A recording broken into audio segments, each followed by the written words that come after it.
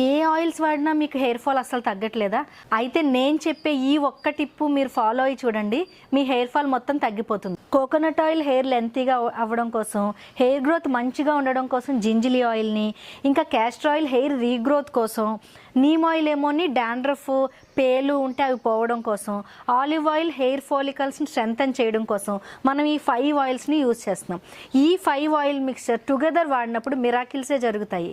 ఈ 5 oils equal క్వాంటిటీస్లో mix చేసేసుకుని వారానికి 2 లేదా 3 సార్లు కుదుళ్ళకు మంచిగా అప్లై చేసుకుని ఒక హాఫ్ అన్ అవర్ చేసుకుని మైల్డ్ షాంపూతో హెయిర్ వాష్ చేసి చూడండి.